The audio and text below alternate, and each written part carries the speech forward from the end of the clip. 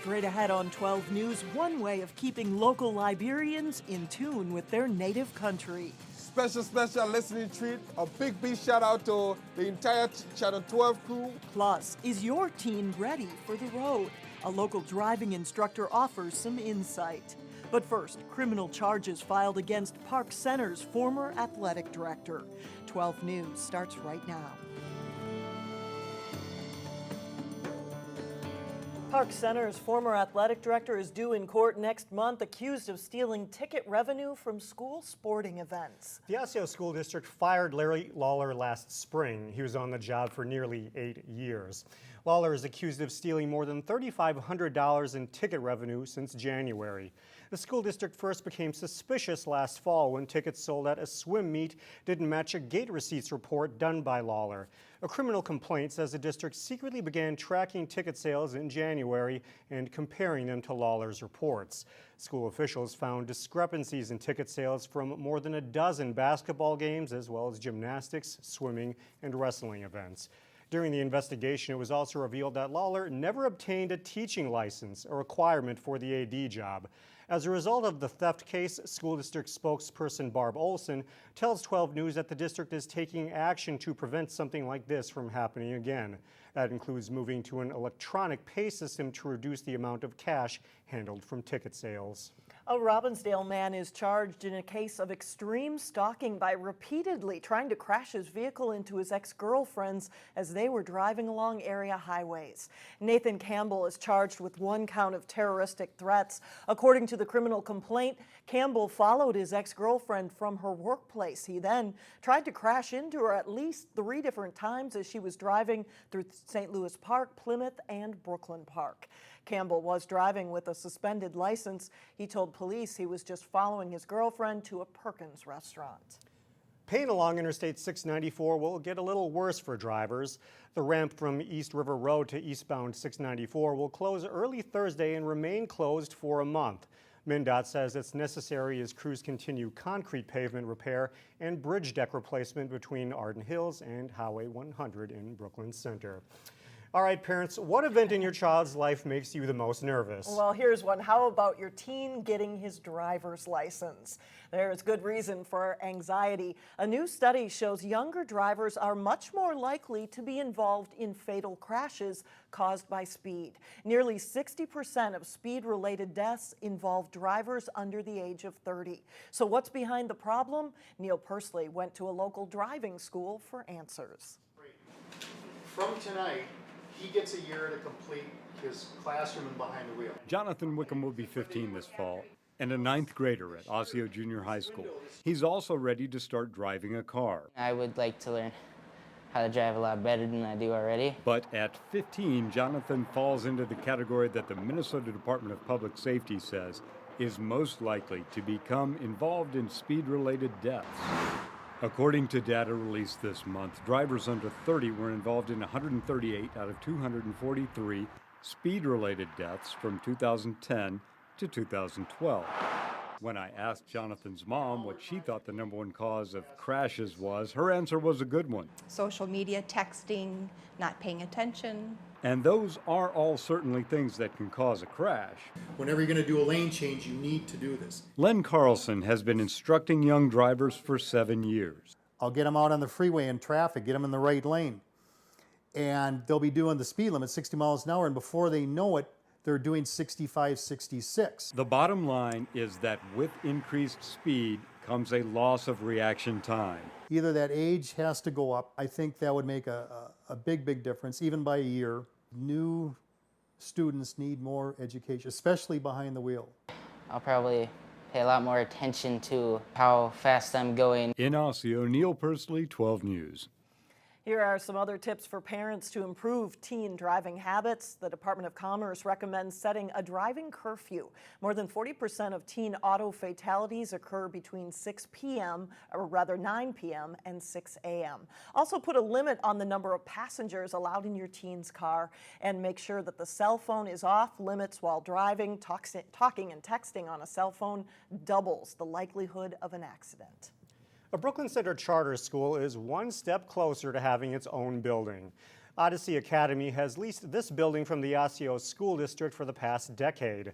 This week, the sale of the building was approved for $5 million. Odyssey officials say they now plan to begin a $1 million renovation project, which includes improvements to security and new technology in the classrooms. They also want to enhance their curriculum. It's an opportunity not only to refresh the building, but also take a look at the way we do business and sort of refocus on, on our core values, if you will. Odyssey officials expect to finalize the sale by Labor Day. Their goal is to increase enrollment to 360 students within 3 years. Well, we have a large Liberian community here in the Northwest Metro. And many of them will celebrate their country's independence on Friday. Sonia Goins shows us how two brothers are helping people in Minnesota and around the world stay connected to their homeland. This is TMZ Radio International. We on fire. This Brooklyn Center office is home to TMZ Liberia Radio. To our folks in Paris, want to say bonjour, bonsoir, whatever time it is. You better don't touch that dial. Hussein Fadika is the DJ. I'm in studio, yeah. We just have fun. And his twin brother Hassan is behind the scenes producing. Everybody has something to say. The online radio station started in 2011 and quickly grew. It started with just a Facebook group and a chat room, and it just got huge. We have like almost 300 cities around the world. Australia, the UK, Trinidad. For the US, we have more listeners in the US. Probably close to 35,000 listeners, 40,000 listeners just in the US alone. They play a variety of music. I got some country music, I got some Celine Dion. There are also several public affairs programs. I'm Rakane. The whole idea is to share Liberian news and culture. A lot of people here, we really don't have any medium of getting information from Liberia, so people rely on TMZ. People just want to hear any sound, whether it's the music, the traditional music, the voice of someone, just someone on the ground telling them, hey, this is what's going on. Not only are the brothers helping Minnesotans and the world to stay connected with Liberia, but they're also helping out with charities in their homeland. Giving back is huge because when you have experienced abject poverty and you have experienced and you come to America and have the opportunity to better your life, one of the most joyful things is to give back. While running a radio station is hard work, the brothers don't see it that way. We feel humble being able to spread information to our community. In Brooklyn Center, Sonia Goins, 12 News. You can listen to TMZ Liberia online or download their mobile app. On Saturday, TMZ will have a special guest in the studio. The Liberian Minister of Finance will join them from 2 until 4 in the afternoon. It is an emotional time for many parents sending their kids off to college. It's also very expensive. 12 News Money Savers gives us a little dorm room spending perspective next.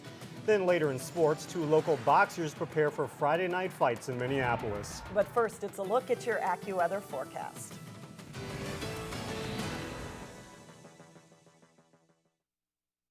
Bargain hunters, take note. There is a mega garage sale in Brooklyn Center right now, and the price is right. A mere price of $8. $8, that's it. Exercise equipment check, bikes, baby gear, you name it, they've got it at the annual mega sale at Brooklyn United Methodist Church in Brooklyn Center. There are tens of thousands of items for sale. It takes a full year to organize this sale, and 10% of the profits go to local charities like SEEP. The sale also helps the church's mission. We had a family last year who's somewhat new to the U.S. come. They're able to furnish their whole apartment. They're overjoyed, and as they've kind of made their way, they've actually donated back some stuff to the sale. The mega sale runs through Saturday. Items start as low as 10 cents. The National Retail Federation says parents are expected to cut back on spending for back to school this year. But that's not the case in the back to college category. There's more emphasis now on sending your college freshmen to school in style. Reporter Shannon Sladden has a few tips to stretch your buck in today's Money Savers. Back-to-school shopping isn't just about shopping for crayons and pencils anymore. Stores are now offering more products than you imagined, targeting college students. Just to make it a comfortable space for them when they get to school so it still kind of feels like home. Retail stores like Bed Bath & Beyond want college students to create a home away from home. Bright colors, there's vibrant patterns when it comes to the bedding, just all those things so you can kind of show who you are instead of all of the dorm rooms actually looking the same. The National Retail Federation says spending on back to college is a growing trend, with parents of first-time freshmen expected to spend upwards of $800 on everything from bedding to dorm decor. To spend your money wisely, it's smart to check with what's allowed in your residence hall. Then, checking with your roommate is always critical if you get to know that person so you don't overbuy. The room spaces are very, very small. So if you can overlap and figure out who's going to bring what, it will definitely save you money that way. This year, Bed Bath & Beyond started offering a registry where future collegians can create a wish list. They can actually go online, set up a registry, which makes it very, very easy for them to have their friends and family definitely take advantage of those items that they're going to want when they get to school. Also, check with your favorite retailer to see if they allow free site-to-store shipping. So you can place an order online or in a store and then pick it up near the college. This can save you money and hassle. I think you'd be surprised at what you may find. Finally, you can think green. For the third year, Arcs Value Village is featuring The Hive, a collection of trendy items for the college student. Everybody's going green. It's a great way to reuse and recycle. Also, you can get a lot more for your money here. It's fast becoming one of the first lessons for a college student, deciding exactly what you need when headed off to school. For Money Savers, Shannon Slatton, 12 News. The largest part of the back-to-college budget is on electronics, but clothing, dorm, and apartment furnishings are usually right behind them. Well, still ahead, what you could say is a corny tradition that's starting over in a new place. But first in sports, we catch up with a college hockey player from Crystal working hard to improve on a groundbreaking season for his team. John Jacobson is up next. A couple of local boxers who enjoyed success in the past step back into the ring later this week. Both Cory Rodriguez and Joey Abel will be in action this Friday night in Minneapolis. Light middleweight Rodriguez is 3-2 in his last 5 fights, and will take on Gilberto Venegas, a late replacement after Rodriguez's original opponent pulled out due to injury. Heavyweight Abel is returning to the ring after more than a year on the shelf. The Champlin Park grad will battle Lorenzo Smith. Abel is trying to make a comeback after being knocked out in 2 of his last 3 fights. The card is Friday night at the Hyatt Regency in Minneapolis. The new sub-state playoff format for postseason American Legion baseball debuted today. Wayzata and Hopkins are both competing in sub-state 4. Wayzata meeting St. Louis Park in the quarterfinals of the double elimination tournament. Big defensive plays were a key to this game. Great stop at third by Wayzata's Nick Olmanson. Gets up, throws to Ryan Wallstead, and gets the runner at first. Park with a threat going in the 3rd inning. The sharp grounder to second. Michael Faco throws to Olmanson at third, who tags out Joey Jaramillo for the out. Scoreless in the bottom of the 3rd when Connor Trigstead singles to center field.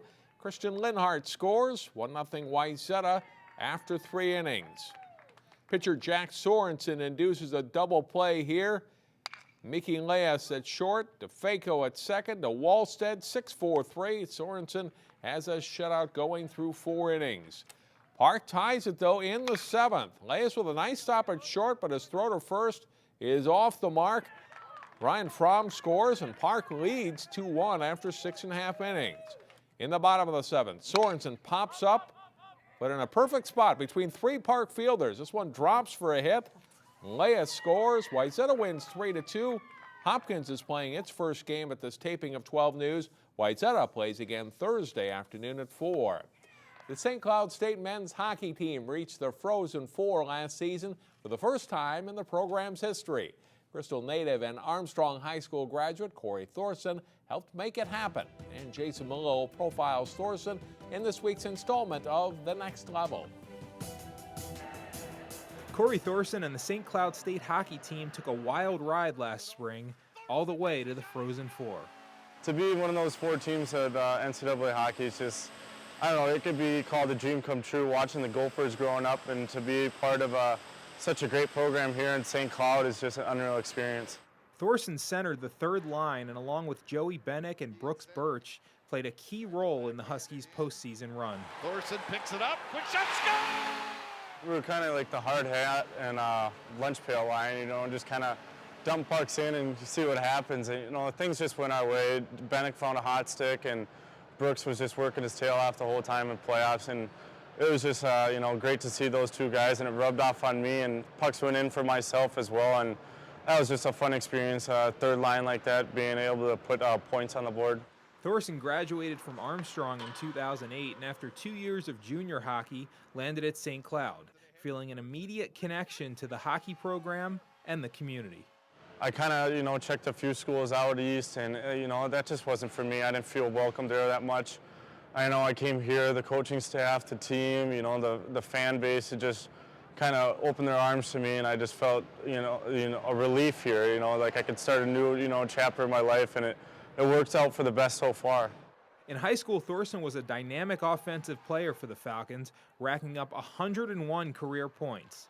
But Thorson knew his game would have to be different on the college level. Thorson embraced the change and has worked hard to become an effective player for St. Cloud. The only way I thought I'd be able to get in the lineup was, you know, dumping pucks in and hitting a bunch of guys. So that was easy for me. I'd rather play than sit on the stands, you know, for a role I'm not supposed to fill. And it was an easy adjustment for me to, you know, going from the scorer to, you know, the kind of the role player, as you could say, for a team. And it's worked out for the best so far, you know, so I'm not going to try to change my game any other way. Next season, Cory Thorson hopes St. Cloud will again challenge for the national title, continuing the ascension of an up-and-coming program. Jason Malillo, 12 Sports. Cory tells us the Huskies should be strong again next winter, with much of their Frozen Four team returning. A lot to live up to after that great season they had this past winter. All right, thanks, John. It took years to spread the word about all the ears. But now there's a big change with the popular corn stand. We'll explain when we come back.